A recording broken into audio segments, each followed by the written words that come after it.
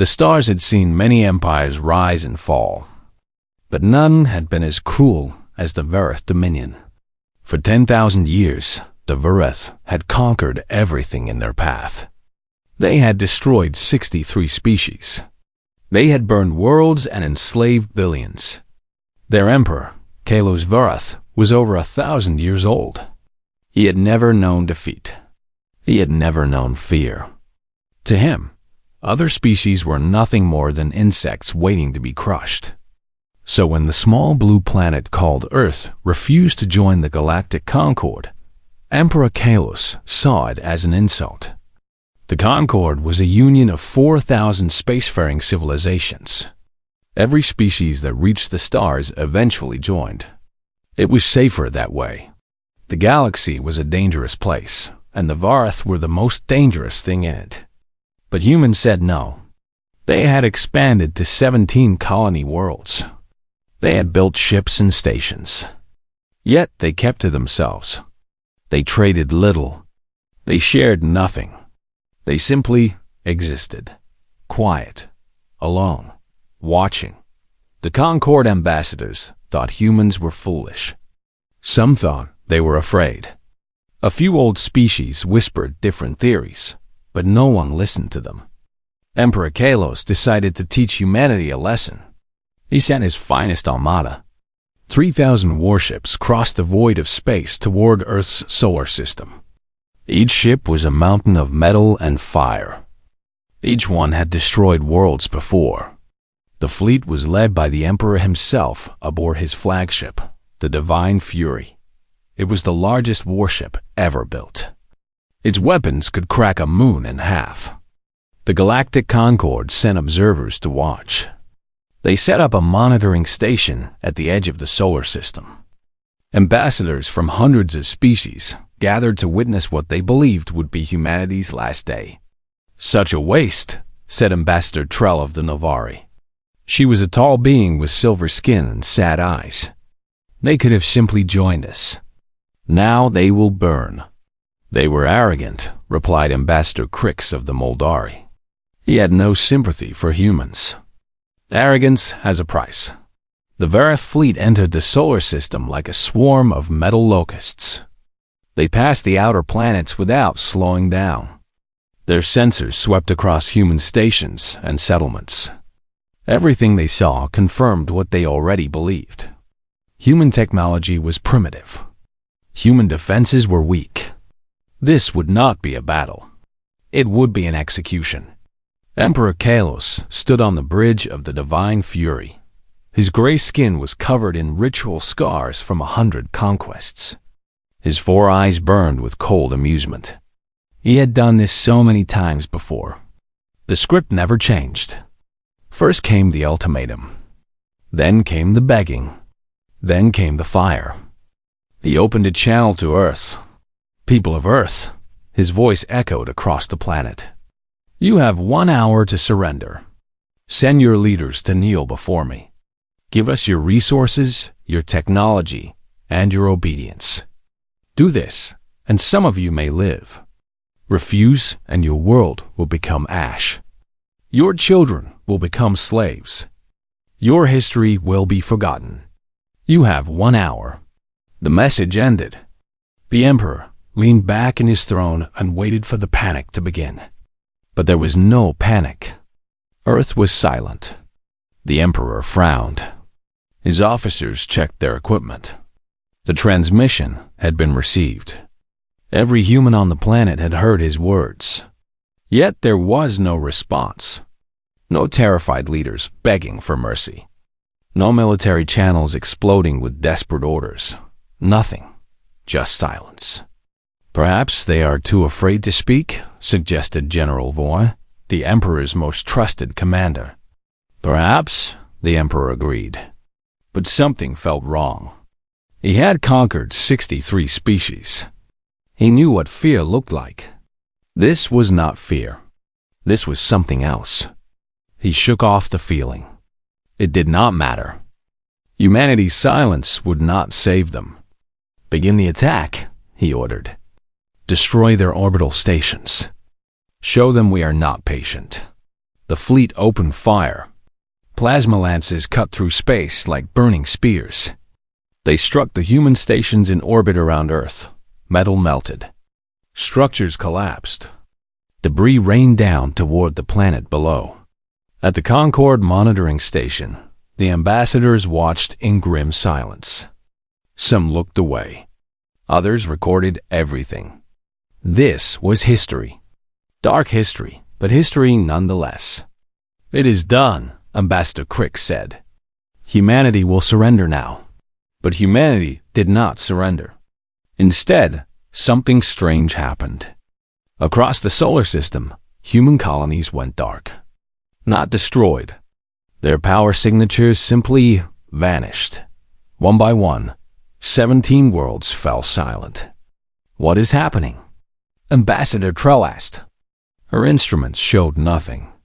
It was as if the colonies had never existed.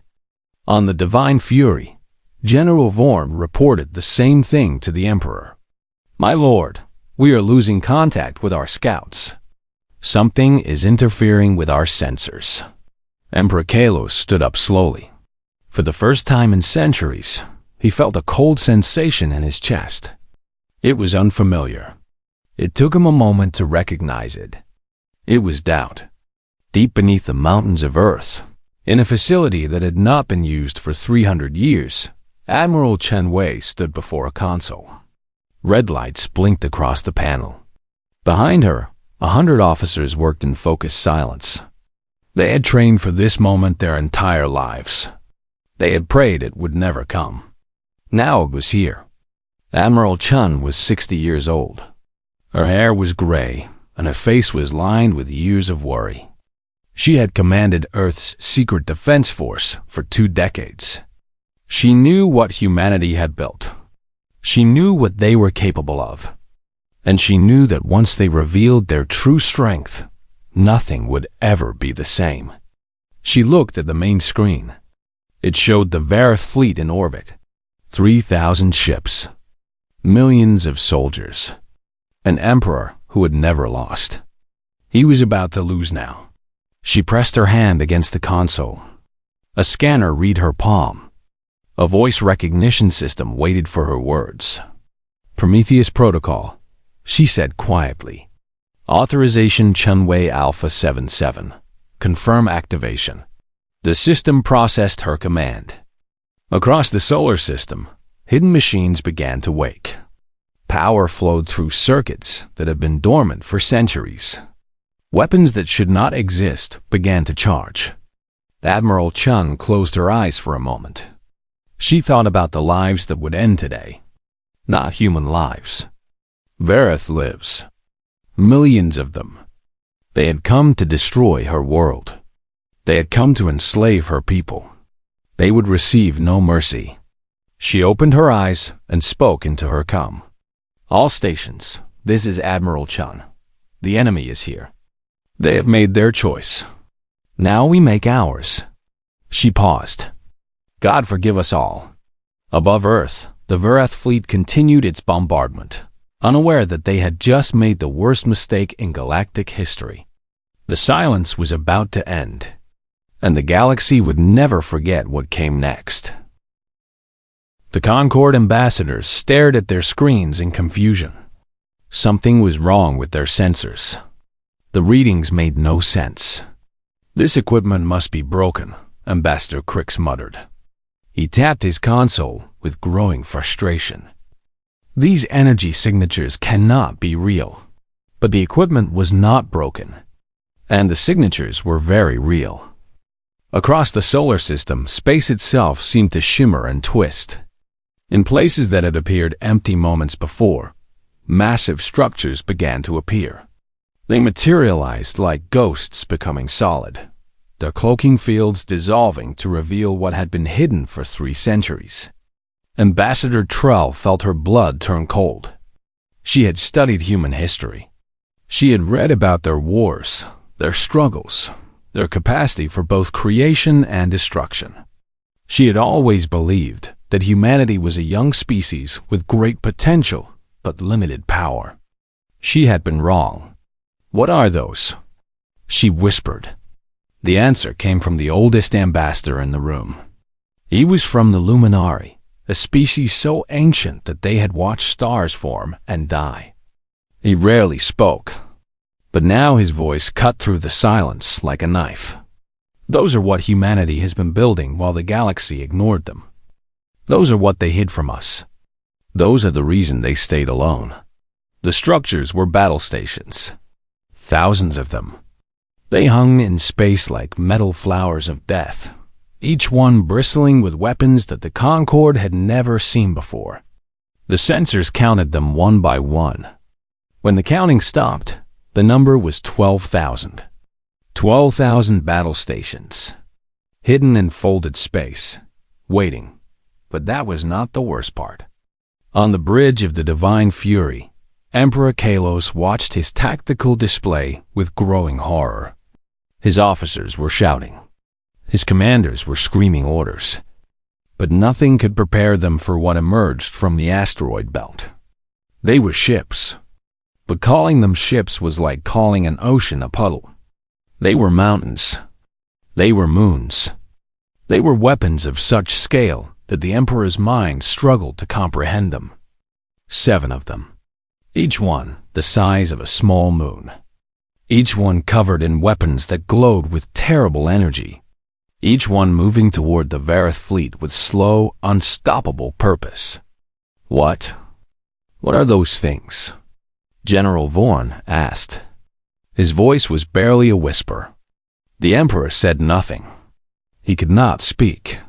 For the first time in 1,000 years, he understood what his victims had felt when they saw his fleet appear in their skies. He understood their terror, their hopelessness, their despair. Now he was the victim. The human ships had names. Humanity called them Titans.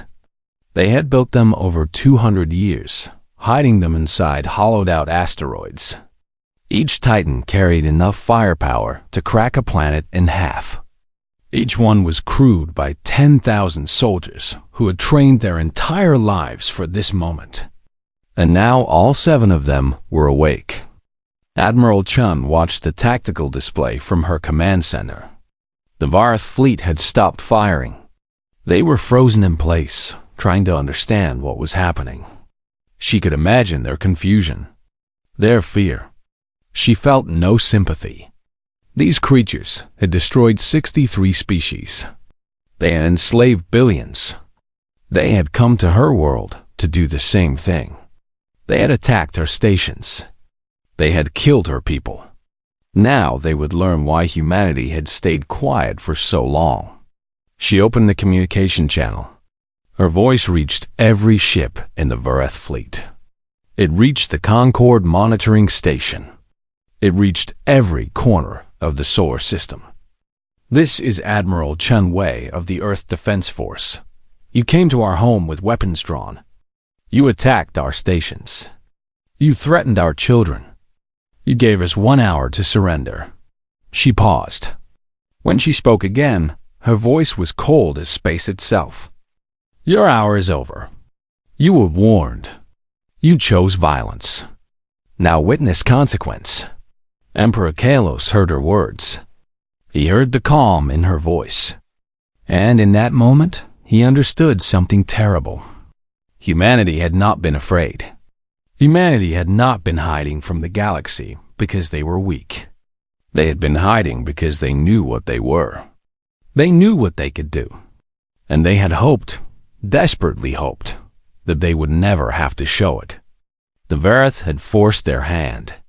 All ships! The Emperor shouted. Full retreat. Jump to hyperspace, now. But it was too late. Across the solar system, the jump points began to collapse. Space folded in ways that made travel impossible. The Vareth sensors screamed warnings. Every exit was closed. Every escape route was blocked. They were trapped. At the Concord monitoring station, Ambassador Trull understood what was happening. Humanity had developed fold space technology that the galaxy had only theorized about. They could bend space itself. They could create and destroy pathways through the void. and they had just sealed the Vareth fleet inside a cage with no doors. "They cannot escape," she said softly. "No one can escape." The Luminary ambassador nodded slowly. "Now you understand. Humanity did not join the Concord because they did not need protection. They stayed alone because they knew that if anyone threatened them, they would respond not with defense, but with annihilation." The 12,000 battle stations moved into position. They formed a perfect sphere around the Vareth fleet. The 7 Titans took their places at strategic points. Every weapon powered up to full capacity. 3,000 Vareth ships hung in the center of the sphere. They were surrounded. They were outgunned. They were utterly doomed. General Vaughn looked at his emperor with desperate eyes. "My lord, what do we do?" Emperor Kalos stared at the tactical display. He saw the weapons pointed at his fleet. He saw the power readings that defied everything he knew about physics. He saw the calm, methodical positioning of human forces. This was not a battle. This was an execution. He had done the same thing to so many others. He had surrounded helpless enemies. He had watched them beg for mercy. He had smiled as they burned. Now he was surrounded. Now he was helpless. Now he would burn. "There is nothing we can do," he said. His voice was empty, dead. "We woke something that should have stayed sleeping. Now we will pay the price." On the command deck of Titan 01, Commander Marcus Stone watched the Vareth fleet through the main screen. He was a large man with kind eyes and steady hands. He had 3 children on Earth. He had grandchildren. He had hoped to never use the weapons under his command. But he would use them now, without hesitation, without mercy. He looked at his crew. They were ready. They had trained for this moment since childhood. Every drill, every simulation, every sleepless night. It had all led to this. "All stations report ready," his tactical officer announced. Commander Stone nodded. He opened a channel to Admiral Chun. Titan 01 ready for engagement. One by one, the other Titans reported the same. Then the battle stations. Then the hidden defense platforms. 12,000 voices confirming readiness. Admiral Chun listened to them all. When the last report came in, she took a deep breath. "All units," she said. "Weapons free." The stars themselves seemed to hold their breath. And then the killing began. The first shot came from Titan 03. It was not plasma. It was not a missile. It was not anything the galaxy had ever seen before. A beam of pure white light cut through space, silent and terrible. It struck a Vareth cruiser in the center of the fleet. The cruiser did not explode. It did not burn. It simply ceased to exist. One moment it was there. The next moment there was nothing. Not even dust. Not even atoms. The ship and its 10,000 crew members were erased from reality. At the Concord monitoring station, Ambassador Trull stared at her sensors in disbelief. That is impossible. Matter cannot simply disappear. But it had. And it was only the beginning. The battle lasted 14 minutes. Later, historians would study every second. They would write books about it. They would call it the 14-minute war. They would try to explain how 3,000 warships, the mightiest fleet in galactic history, were completely destroyed in less time than it takes to cook a meal. They would never fully understand. In the first 2 minutes, the Titans fired their main weapons. These were antimatter cannons of a design that no other species had ever imagined. They did not simply damage their targets. They unmade them at the atomic level. Matter was converted into energy, and that energy was scattered across space as harmless light. Ship after ship vanished. The Vareth captains watched their comrades disappear. They tried to fight back. They fired every weapon they had. Plasma lances, nuclear missiles, energy beams, All of it struck the Titans without effect. The human ships had shields that absorbed everything thrown at them.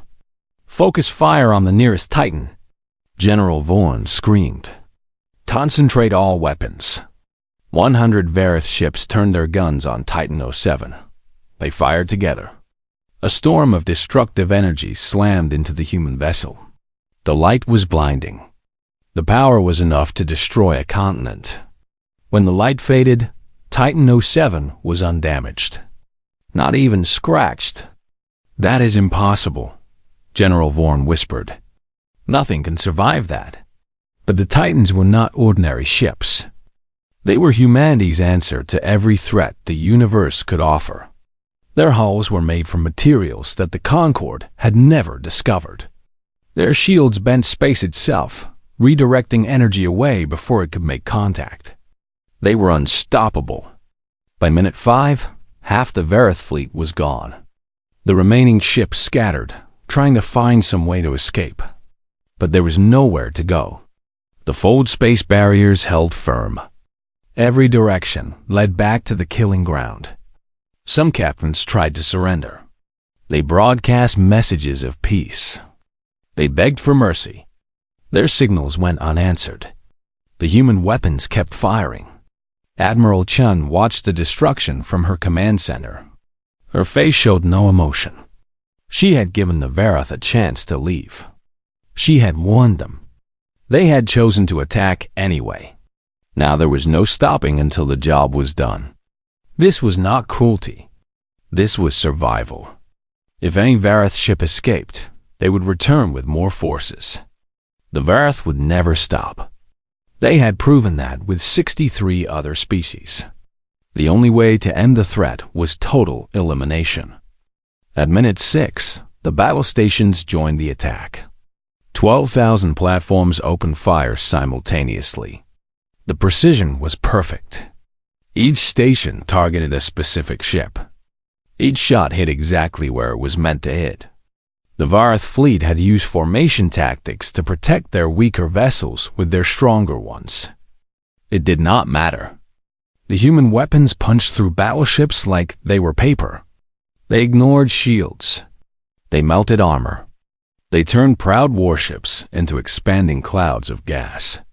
Emperor Kalos stood on his bridge, surrounded by chaos. Officers ran in every direction. Alarms screamed. The tactical display showed red dots disappearing one by one. Each dot was a ship. Each ship held thousands of lives. "We must do something," General Vaughn shouted. "There must be a way." But there was no way. The Emperor understood this now. He had conquered 63 species. He had watched them struggle and fail against his overwhelming force. Now he was the one struggling. Now he was the one failing. The universe had a sense of justice after all. By minute 9, only 500 Varith ships remained. They clustered together, their weapons pointed outward, their shields overlapping. It was a defensive formation that had worked against every enemy they had ever faced. The Titans responded by simply increasing their fire rate. The defensive formation held for 11 seconds. Then it collapsed as ships were picked off one by one. Emperor Kalos made a decision. If he was going to die, he would die striking at his enemy. He would die with honor. "All remaining ships follow me," he broadcast. "We will ram Earth itself. If we are to fall, we will take them with us." 300 ships answered his call. They broke from the formation and accelerated toward Earth. Their engines burned at maximum power. They did not care about survival. They cared only about vengeance. Titan 07 moved to intercept. It positioned itself directly in the path of the charging fleet. Commander Sarah Wong stood on its bridge, watching the approaching ships. "They are going to ram us," her tactical officer reported. Commander Wong nodded. "Let them try." The Divine Fury led the charge. Emperor Kalos stood at the front of his bridge, watching Earth grow larger on his screen. Behind Earth, he could see Titan 07 approaching. It was trying to block his path. He would go through it. All power to forward shields. He commanded. Full speed. The Divine Fury was the largest warship in the Verith fleet. It was 1 kilometer long and half a kilometer wide. It was built to survive impacts that would destroy other vessels. It struck Titan 07 at full speed. The impact was spectacular. Metal screamed. Energy flared. The Divine Fury crumpled like a paper cup hitting a stone wall. The Emperor's flagship, his pride, his symbol of power, folded in on itself and broke apart. Titan 07 did not move. The impact had left a small dent in its hull. Nothing more. The other charging ships suffered similar fates. Some were destroyed by weapons fire before they could reach their targets. Others collided with Titans and shattered. None reached Earth. At minute 13, the last Verith combat ship was destroyed. Only escape pods remained, drifting through a sea of debris that had once been the mightiest fleet in the galaxy. Admiral Chun found Emperor Kalos in one of those pods. He survived the destruction of his flagship. His 4 eyes stared blankly at the destruction around him. His ritual scars, marks of his many conquests, now seemed like symbols of his failure. She opened a channel to his pod. Emperor Kalos, she said, your fleet is destroyed. Your invasion has failed. I am giving you one chance to send a message to your homeworld. Tell them what happened here. Tell them what we are capable of. Do this, and I will let your survivors live. The Emperor heard her words. He understood their meaning. She was offering mercy. After everything he had done, after all the species he had destroyed, she was offering mercy. He did not deserve it. He knew this. What are you? He asked. His voice was broken, defeated. What kind of creatures could do this? Admiral Chun considered the question. We are humanity, she answered. And we remember every species you exterminated. We remember every world you burned. We remember every child you enslaved. Consider your debt collected. At minute 14, the last weapon fell silent. The battle was over. 3,000 warships and millions of Varith soldiers were gone. Erased from existence in the time it took to drink a cup of coffee. At the Concord monitoring station, the ambassadors sat in stunned silence. They had just witnessed the impossible. They had just watched an empire's entire military force vanish in 14 minutes. Ambassador Trell was the first to speak. What happens now? The Luminary ambassador answered. Now humanity shows us what they do to those who threaten their world. And the galaxy will learn to fear a species that has no desire to be feared. In the debris field above Earth, 7 Titans turned toward the edge of the solar system. Their drives powered up. Space folded around them. They had another appointment. The Varith homeworld was 200 light-years away. Its 40 billion inhabitants had no idea what was coming. They would learn soon enough. The Varith homeworld was called Kareth Prime. It was a massive planet, twice the size of Earth, with purple skies and silver oceans. 40 billion Varith lived there. They had built great cities that stretched to the clouds. They had constructed monuments to their emperors that could be seen from space. They believed they were the masters of the galaxy. They were about to learn otherwise. The alarms began at midday. Every military station on the planet detected the same thing. 7 massive signatures had appeared in orbit. 7 objects that had not been there one moment and were there the next. The Titans had arrived. General Kroth, the commander of Kareth Prime's defense forces, stared at his tactical display in disbelief. He had received the message from Emperor Kalos just hours ago. He had heard the description of what happened to the fleet. He had not believed it. Now he believed. All defense platforms, open fire. He commanded, destroy those ships. Kareth Prime had 3,000 orbital defense platforms. They were the most powerful fixed weapons in the Vareth Dominion. They had protected the homeworld for 10,000 years. No enemy had ever survived their fire. They all fired at once. 3,000 beams of plasma and nuclear fire streaked toward the Titans. The energy was enough to crack a moon. It struck the human ships with devastating force. The Titans did not even slow down. Their shields absorbed everything. The most powerful weapons the Vareth had ever built were useless, harmless, meaningless. General Krath felt his heart stop. That is impossible. But it was not impossible. It was simply beyond Vareth understanding. Humanity had built these ships to survive anything the universe could throw at them. The combined might of Kareth Prime's defenses was nothing compared to what the Titans were designed to endure. On Titan 01, Commander Marcus Stone looked down at the purple planet below. He saw the cities. He saw the monuments. He saw the 40 billion lives that lived there. He thought about what the Vareth had done to other species.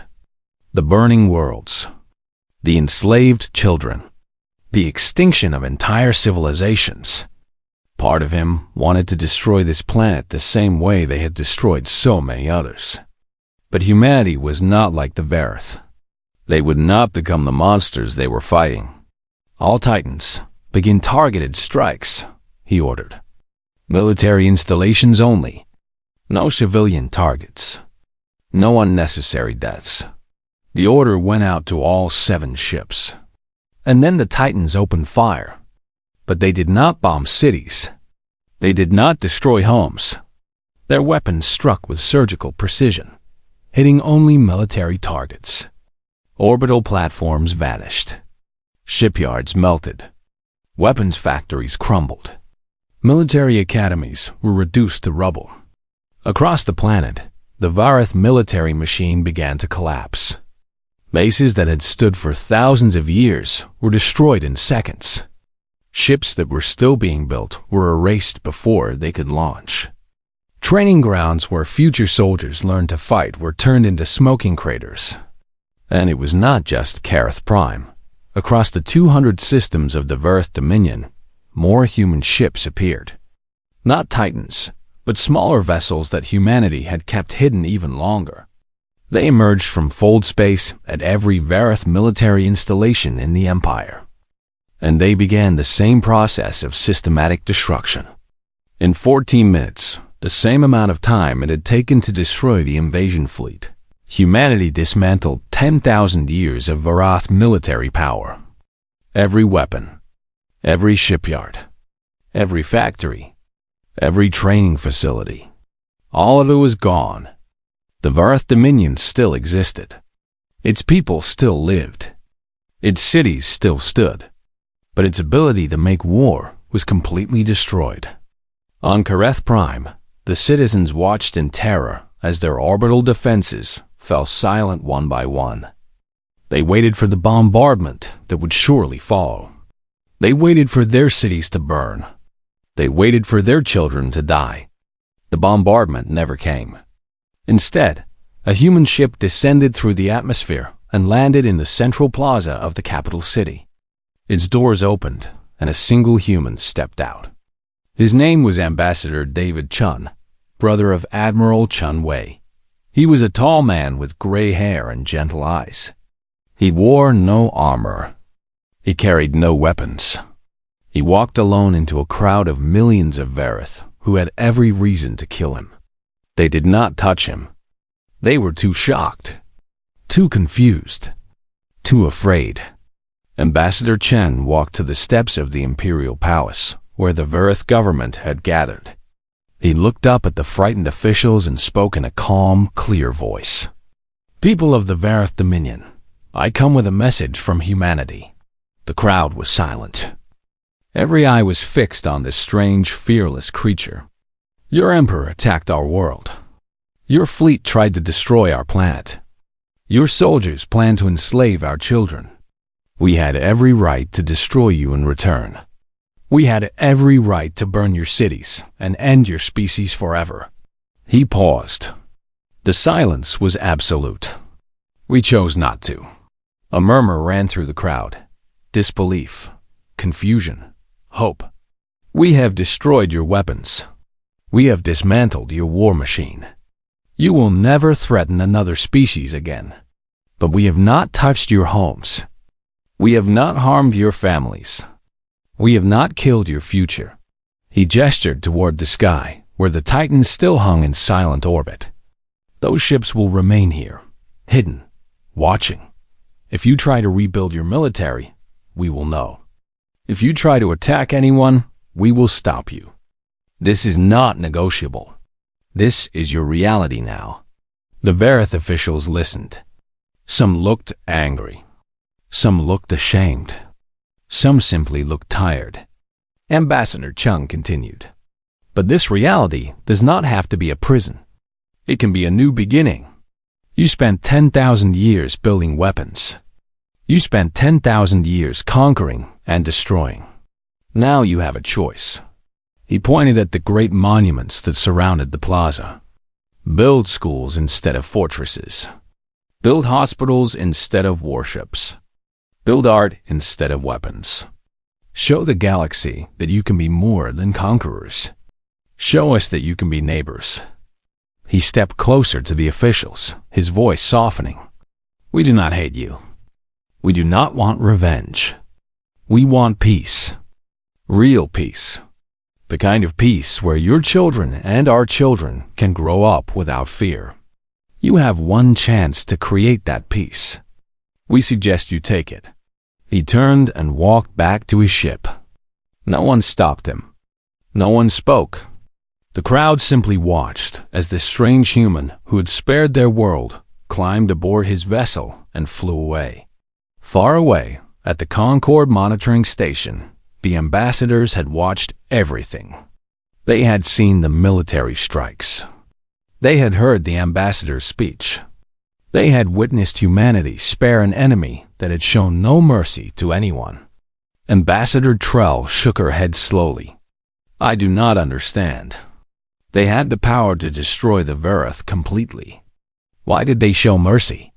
The Luminary ambassador answered. "Because that is what separates humanity from the Verith. The Verith use power to destroy. Humanity used power to create a choice.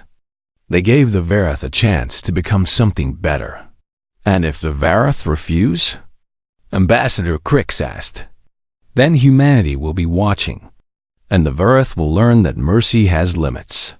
Back on Karath Prime, the sun was setting over the capital city. The sky was filled with smoke from the destroyed military installations. But the city itself was intact. The people were alive. Their children were safe. In the Imperial Palace, what remained of the Varth government held an emergency meeting. They argued for hours about what to do. Some wanted to secretly rebuild their military. Others wanted to attack human colonies in revenge. A few quietly suggested that maybe, just maybe, the humans were right. Finally, an old minister stood up. He had lived for 800 years. He had seen the Varth at the height of their power, and he had just watched that power disappear in 14 minutes.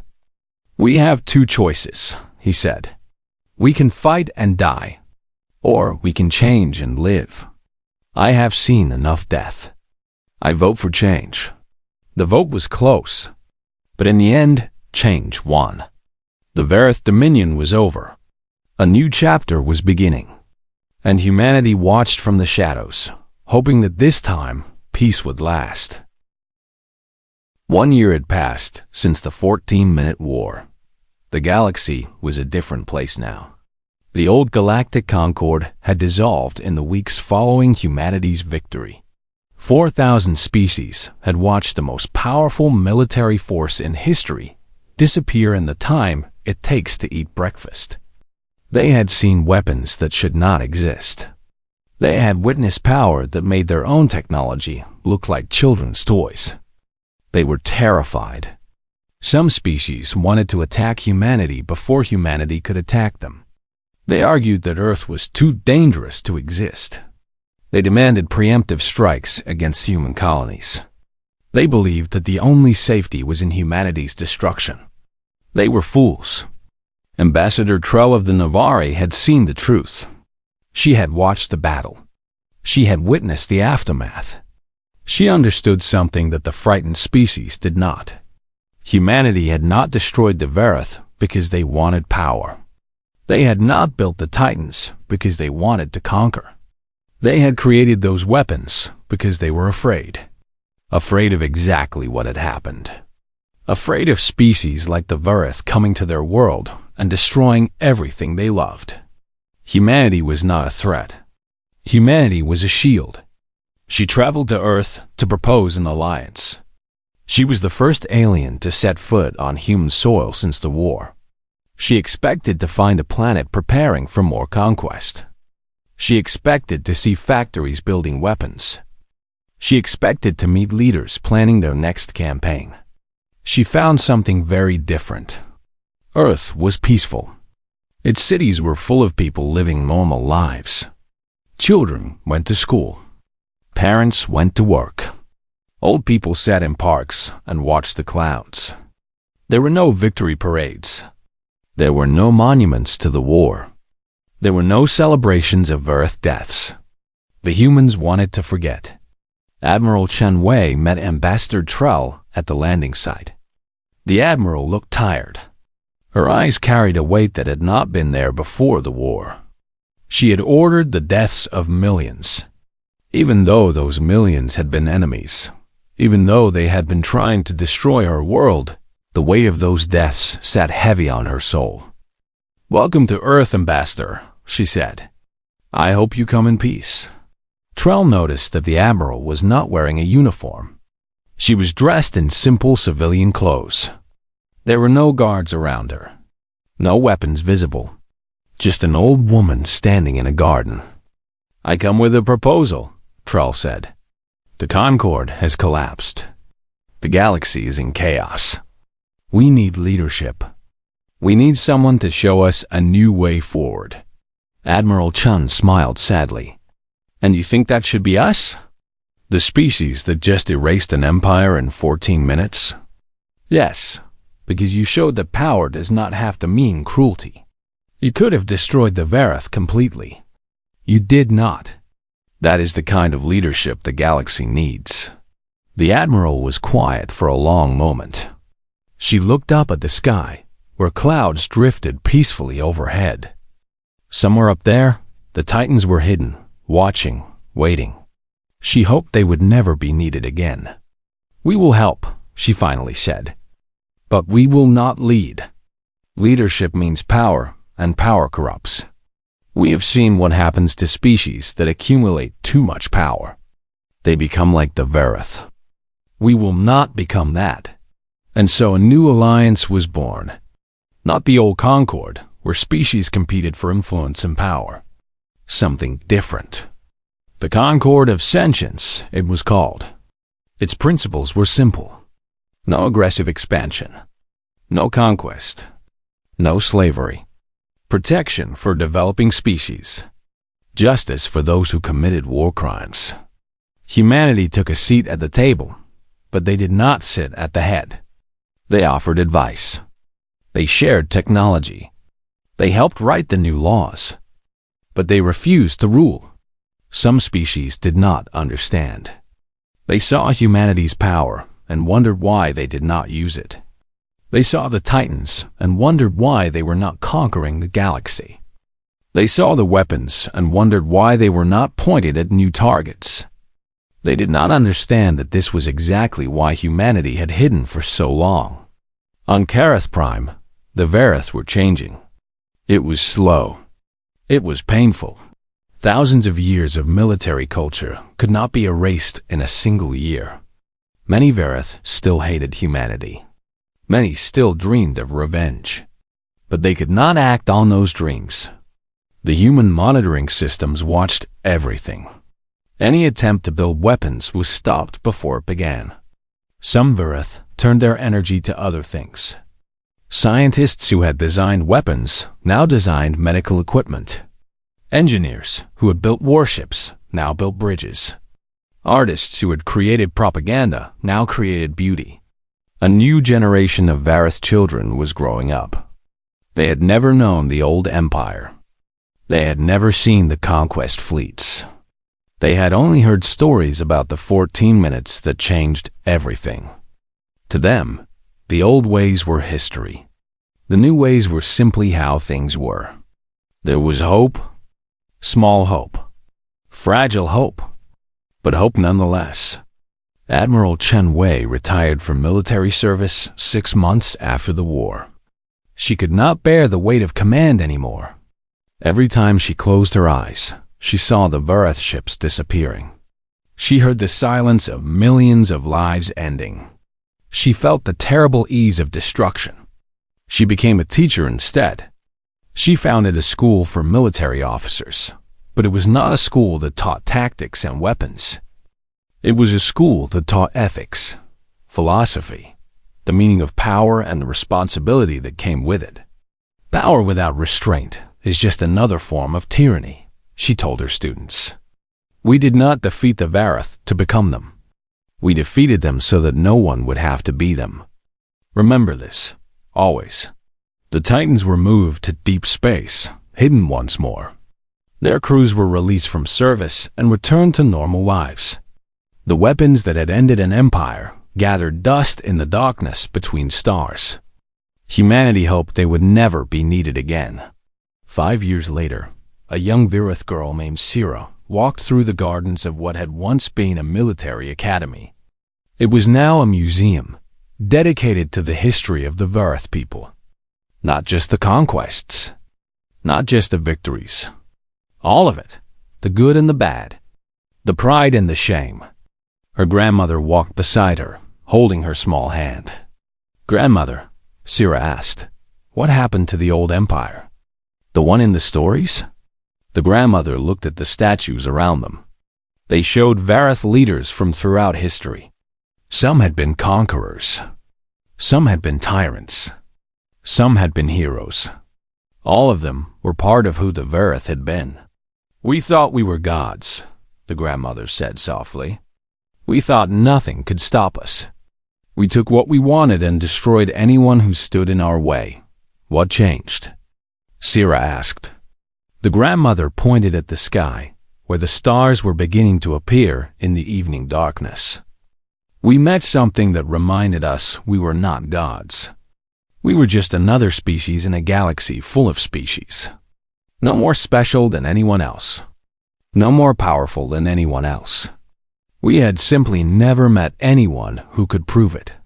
"The humans," Sira said. She had learned about them in school. Yes, the humans. They could have destroyed us. They had every reason to destroy us. But they gave us a choice instead. They gave us a chance to become something better. Sira thought about this. "Are we better now?" The grandmother smiled.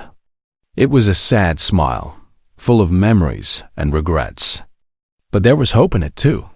"We are trying. That is all anyone can do. Try to be better.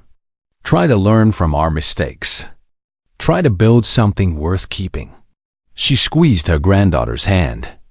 "Promise me you will keep trying. Promise me you will remember what we were and choose to be something different." Sira nodded solemnly. "I promise, grandmother." They walked together through the garden as the stars came out. 2 generations of Vareth facing a future that their ancestors could never have imagined. In the Concord of Sentience official historical archive, there is an entry about humanity. It is studied by scholars across 4,000 worlds. It tries to explain what happened during the 14-minute war and why it mattered. The entry ends with a quote from a human ambassador, spoken during the first meeting of the new Concord. Someone had asked the question that was on everyone's mind. Why had humanity hidden their strength for so long? Why had they pretended to be weak when they were so powerful? The ambassador had thought about the question for a long time before answering. "We did not hide because we were weak," he finally said. We hid because we knew what we were capable of. We understood our own potential for destruction. We had seen what power could do when it was used without wisdom, without restraint, without compassion. We had seen it in our own history. We did not want to add to the galaxy's suffering. We wanted to be left alone to build something good. He paused, and his eyes were sad. But we also knew that someday, someone would force us to reveal what we had built. Someone would threaten our children. Someone would try to destroy our home. And when that day came, we would respond with everything we had. He looked around the room at the assembled ambassadors from across the galaxy. We were terrified of that day. Not because we feared losing. We feared winning. We feared becoming the monsters we were built to destroy. And now that day has come and gone. We won. The Verith are defeated. And every day since, we have asked ourselves the same question. His voice dropped to a whisper. Did we become the monsters? Or did we stop them? The entry in the archive has no conclusion. Scholars still debate the answer to that question. Some say humanity showed that power could be used responsibly. Others say that the destruction of the Verith fleet was monstrous no matter the justification. Perhaps both are true. Perhaps that is the point. Power is neither good nor evil. It is simply power. What matters is the choices made by those who hold it. Humanity made their choice. The galaxy is still living with the consequences. And somewhere in the darkness between stars, 7 moon-sized ships drift silently, waiting for the day they might be needed again. Waiting and hoping that day never comes.